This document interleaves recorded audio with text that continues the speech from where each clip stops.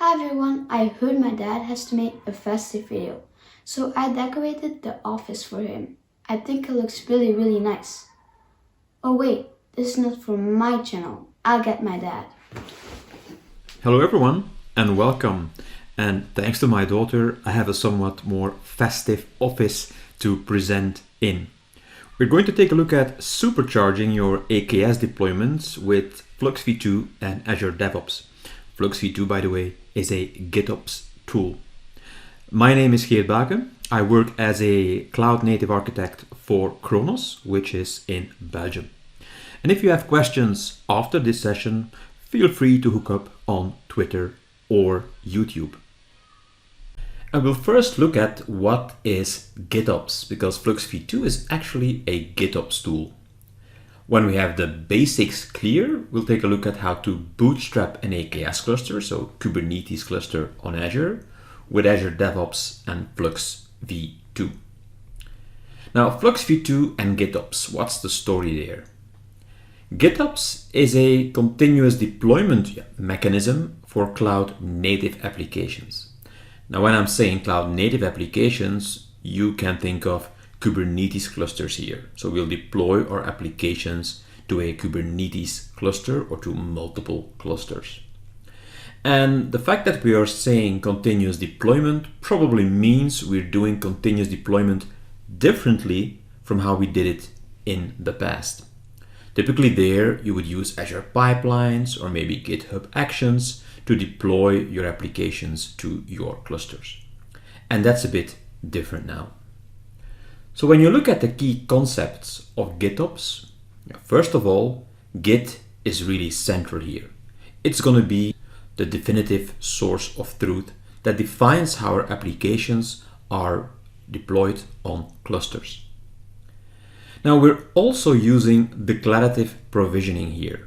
So we don't do imperative provisioning where we're going to use commands, maybe in a script, or we're using steps in a pipeline. No, we're declaring our infrastructure fully in manifests. And of course, GitOps and Kubernetes, they work well together because Kubernetes really expects you to work that way. Now, another concept is that we are using in-cluster agents that continuously take a look at the declared state in Git and bring your cluster into that declared or desired state. Another important concept is that we're using a pull mechanism here. When you're doing deployments using maybe Azure pipelines or GitHub Actions, you're basically pushing your deployments from an external system to your cluster.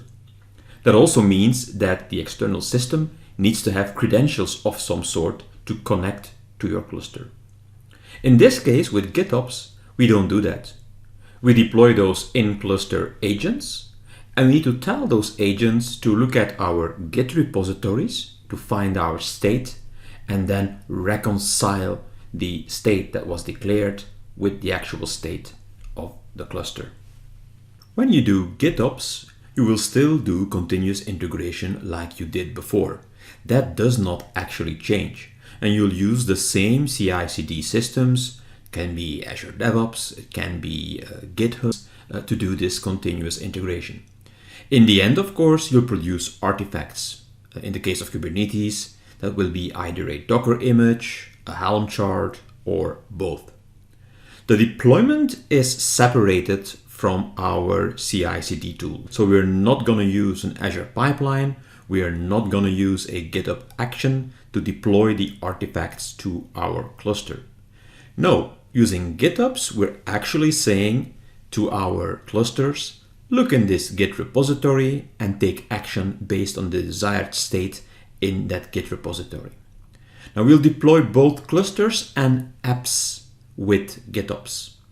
In this presentation, I'm not looking at how to deploy clusters because you need some extra components for that, something which is called CAPI. We're not going to delve into that aspect today. With most GitOps tools, the actual deployments that happen from your Git repository are, of course, monitored, traced, and logged. So you basically drive your operations completely from Git. Of course, to implement GitOps, we'll need to have some software. There are several solutions on the market, for example, Argo CD and Flux. Flux is available today in a version 1 release used by many customers in the field. What I'm looking at today is the second version of Flux. Now, Flux v2 is based on the GitOps toolkit. The toolkit is a collection of controllers and APIs, and controllers are basically software just running in your cluster that act upon configuration files, YAML files of course, that you supply. The three main controllers that do all the work here are the source controller, the customized controller, and the Helm controller. Flux v2 needs to know what it has to deploy for you. And basically, in a Kubernetes cluster, you'll either deploy YAML manifests, or you might also deploy Helm charts. So the source controller allows you to define sources like a Git repository or a Helm repository. So sources that you'll need first, and those sources can then be used by the customize and Helm controller. If the only thing you want to do is deploy YAML files, so basically you're a YAML engineer, the only thing that you need is going to be the customized controller.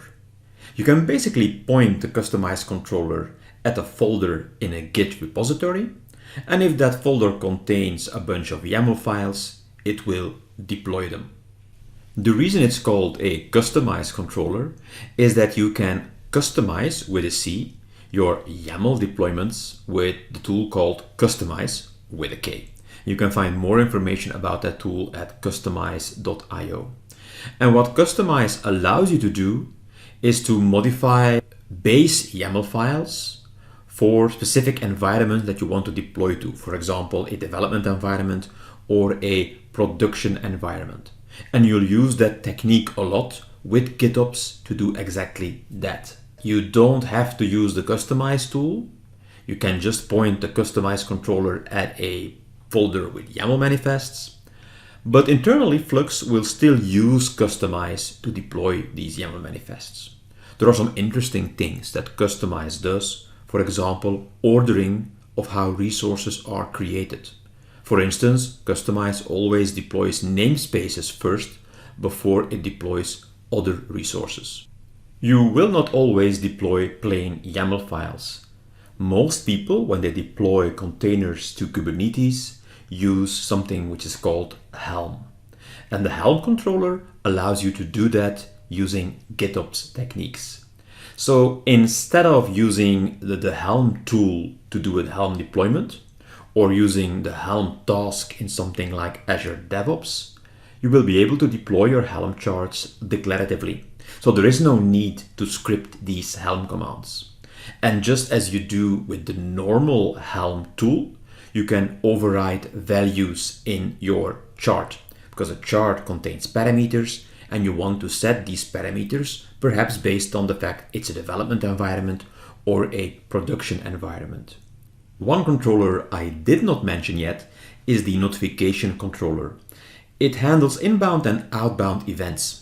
An inbound event, for example, could be a commit to a branch in GitHub. And you can then respond to that and take action. But you also have outbound events. For example, events will be generated based upon whether you have installed something in your cluster. And you might want to send information about that to a tool like Microsoft Teams. I think we have enough theory for now, so let's take a look at bootstrapping an Azure Kubernetes service cluster using Flux. I start with a bootstrap repo called Kubernetes Bootstrap, but the actual deployments of my applications is done from another repo, which is Kubernetes Common. Now, if you paid attention, you know that we will need a source for this. So we create a source in the Kubernetes Bootstrap repo, and the source controller can act upon this to tell Flux about the source. So the source points at Kubernetes Common, and Kubernetes Common contains all kinds of YAML manifests that allow me to deploy mainly Helm charts in this case. But we'll deploy these Helm charts declaratively using the Helm controller. And we do that by creating Helm releases, but Helm releases need Helm sources because Helm needs to know where to find the Helm charts. Now, to actually point Flux, or to tell Flux what it has to do, we'll need these customizations. Okay, that's great. But of course, we need to create our cluster as well, and to bootstrap our cluster, we need to install Flux on that cluster. And that's what we call bootstrapping. We can still use Azure DevOps for this. There's no reason not to use it for that, right? So we can deploy AKS, so Azure Kubernetes Service, with a regular ARM, Azure Resource Manager file. And that's also done declaratively. After we do that, we're going to do the Flux bootstrap command. And in the Flux bootstrap command, we will point to the Kubernetes bootstrap repository. From the moment the Flux bootstrap command happens, all the installations in both the bootstrap repo and the common repo will happen. Now, from the moment that Flux knows about these repos, I can start adding things to the repos to install additional software. For example, extra notification definitions, and those will then be delivered to a Teams channel. An important note I have to make is that the Flux bootstrap command is idempotent. That means you can run it as many times as you want. It won't impact your cluster. Before we start the demo, it's probably interesting you know what I am going to deploy, because just looking at the YAML files is not going to do you much good. I'll first deploy a piece of software in Kubernetes, which is called the Azure Key Vault to Kubernetes Secrets Controller. It's basically a piece of software that looks at Azure Key Vault secrets and that can translate them to Kubernetes secrets. We'll do that first. And after we have done that, we're going to deploy secrets. That's done in a separate step, and we make that step dependent on the first deployment. That's something that Flux can do with dependencies. When we have our secret, we will deploy all kinds of support components on the cluster. And when that's done, we'll deploy an actual application to the cluster. Let's get started with our festive demo here. What I'm showing you now is how you can do a Flux bootstrap from the local command line. So you use the Flux utility that you first download and install to your system. And then with Flux bootstrap, we can start the bootstrap process. In this case, we're using a repository up on GitHub as my bootstrap repo. I don't recommend that you use Azure DevOps Git repositories for this. It's not well supported within Flux, so better that you use one of the supported mechanisms like GitHub or maybe GitLab. When we do the bootstrap command, we have to specify the owner, which is in my case my GitHub user, but I also have to have a token set, a GitHub_token environment variable that contains a GitHub token that has access to the repos. Note that when the GitHub repo does not exist, the Flux bootstrap command will be able to create that for you upon GitHub. It will also create the path that you specify. In this case, the path is demo cluster, and under that path, the Flux system folder will be created to hold all the YAML files that bootstrap Flux on the cluster. I pull down the two GitHub repos to my local system, the bootstrap repo and the common repo. And the bootstrap repo was used with the Flux bootstrap command. It contains a demo cluster folder that I used in the bootstrap command, and Flux will put in a Flux system folder all its own YAML files that it needs. Let's take a look at what is inside that bootstrap repo. Now we are inside the bootstrap repo. And as you can see, there's the demo cluster folder there. The demo cluster folder contains a Flux system folder, and the Flux system folder contains a couple of YAML files that basically deploy Flux on your cluster. The GOTK there comes from GitOps toolkit. Now, of course, the Flux bootstrap command puts these files in there. You don't have to do that yourself. And normally when your repo is non-existent, it is created, the demo cluster folder beside that Flux system folder will be empty. And as you can see, I already populated it with a couple of YAML files that I need to bootstrap my cluster and to also deploy my application. Let's first take a look at the source YAML file that points to my other repo. And let's see what that looks like. So we're gonna clear this out. We're going to go inside the demo cluster folder. And then we're going to take a look at that source file over there. And the source file looks like this. So it is a resource of type Git repository. And the only thing we do here is basically tell Flux that there's another source that contains YAML files. In this case, the source is over here, which is just a link to another GitHub repository. With the source defined, we can now take a look at a customization that deploys something on our cluster. I will take a look at the one that deploys the Azure Key Vault to Kubernetes controller. So let's clear this out and let's take a look at that Azure Key Vault to Kubernetes controller deployment. So this is a file, a YAML file that creates a resource on your cluster of kind customization with a K. And this one actually is going to deploy everything which is inside the path that you can see over here, the Azure Key Vault to Kubernetes folder path in the source that I just created, that source with name Kubernetes common, so the other Git repository, right? Now what we also do here is we can put in a health check. We want to check that this customization has created something on my cluster, which is of type deployment and has that specific name. There is a reason that we use this health check, because we want to make sure that this software, this Azure Key Vault to Kubernetes secrets controller is deployed before we go ahead and actually create our secrets. So let's take a look how we deploy the secrets. Let's clear this out and let's take a look at the secrets customization. The secrets customization is basically the same as what we've seen before, but now we just tell Flux, you should deploy everything which is in the secrets folder in the same Git repo that I created earlier, the source I created earlier, the Kubernetes common one. But, and that should be clear here, that we are using a dependency. So we depend on the deployment of the Azure Key Vault to Kubernetes customization. Great, we have seen the Bootstrap Git repo. Now I'm inside the Kubernetes common Git repo, so the one I created the source for. And as you have seen also, I pointed to the Azure Key Vault to Kubernetes folder using a customization. Let's now check what is inside the Azure Key Vault to Kubernetes folder. So that is just a bunch of YAML files, because that's what a customization does, right? It deploys YAML to your cluster.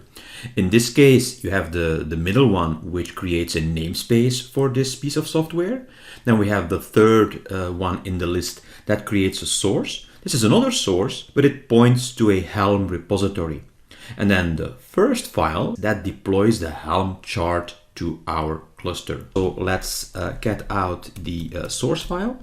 And as you can see, it is very similar to the other source, but in this case, it is of kind Helm repository. And we are pointing to a Helm repository of the developer of the software, which is charts.spvapi.no. That's all we have to do there. By the way, this is a public repo, so we can just connect to that without credentials. Let's clear this out and let's take a look at the actual deployment of the Helm chart. This is a YAML file that creates a resource of kind Helm release. And the Helm controller in Flux knows what to do with these kinds of resources. What we see here is that we want to deploy the chart that contains the Azure Key Vault to Kubernetes software. That chart is in the repo that we just created. That's the source for that Helm chart. And the chart should be deployed to a specific namespace, which is the Azure Key Vault to Kubernetes namespace on our cluster. And as you have seen, we also create that namespace with a YAML file that's in the same folder. And this is all that is required to deploy software that is packaged in standard Helm charts. You have now caught a glimpse of the two Git repos that we are using for Flux. And of course, do check them out on my GitHub. They're fully open for you to check out and see what all the details are. Now we have to deploy our cluster and also bootstrap our cluster with Flux in a Azure DevOps pipeline. I'm showing the pipeline here, not going to go through all the details, but of course I first deploy my AKS cluster using the Azure Resource Group deployment task. Nothing special about that. Then we also need the kubectl command or the kube control command, and we install that using the kubectl installer task. Now actually what you see here is I also install Helm version 3, but I don't actually need that. That's often thought that you need to have the Helm command installed in order to do your bootstrapping. You don't, of course, need this. So let's remove this from the pipeline. And now we get to the actual installation of Flux.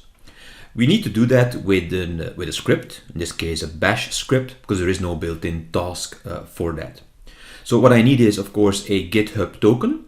The GitHub token is set from an environment variable or a pipeline variable, to be more specific, that's saved as a secret in the pipeline. Then we get our credentials to the cluster because we need that for the Flux bootstrap command. And because we're using this Azure Key Vault to Kubernetes controller, we also have to make sure that the managed identity that our cluster has been deployed with has access to Key Vault. So we just use the AKS show command, and from the output, the JSON output of that show command, we retrieve the object ID of the kubelet identity, which is the object ID of our managed identity that the cluster is deployed with. Then we simply use set policy to set policy on the Azure Key Vault, where we give that object ID the get permissions on secrets. By the way, there should be a more idempotent way to do that, and there is, but I chose to just do it this way for this demo. Then we come to the actual installation of Flux. And of course, we have to first install the Flux tool on the DevOps agent. We do that with this command. So this installs the Flux tool on the system. Now we can use the Flux bootstrap command, and that's the one that I've shown you earlier in the beginning of the demo, where we basically say, hey Flux, bootstrap the cluster, and here is the Git repo you have to start from. Let's now run this pipeline and see what the effect is. And yes, I played some Azure Pipeline bingo before until I got it right, as you can see there in the failed stages. So let's just click run pipeline here and run it as it is. What will happen, of course, is that the pipeline starts with the deployment, and we'll just give this some time. I'm now in a tool called K9S, which is a command line tool to work with Kubernetes, highly recommended. And I just want to give you a little bit of a glimpse of what is happening on the cluster after bootstrapping. What you can see here is that the process is already happening, and that we're installing all kinds of things like Dapper and other components like Cert Manager and so forth. But important to note is that indeed my Azure Key Vault to Kubernetes controller has been installed, as I've said, or shown earlier, that I'm installing that component via Helm. And of course, if I'm going a little bit down in the list, you also see the Flux components themselves. So you see the source controller, the Helm controller, and the customized controller running here. So the bootstrap is now just happening, and we're just waiting for all of these things to finish and to light up properly in the blue color. You might be wondering what the advantages are here. Well, of course, think about the fact that you can now use Git to manage your fleet of clusters. I've shown you just one folder within my repo called demo cluster, which contain my sources, customizations, and can contain other types of files as well. And that goes to my one Kubernetes cluster. Of course, I can make additional folders in that same bootstrap repo that configure other clusters. Also think about the fact that when a cluster for some reason is unavailable, how simple it is to spin up a new cluster and bootstrap it based on one of the folders in your repositories. If you're coming from an Azure DevOps pipeline kind of world, where you have multiple pipelines going to a cluster to configure it and getting it into the state that you want, that's much more difficult when you compare this to the GitOps scenario. Great. I hope you enjoyed this presentation. Thank you for watching. And even though it was kind of a crazy year this year, I wish you all happy holidays. Bye-bye.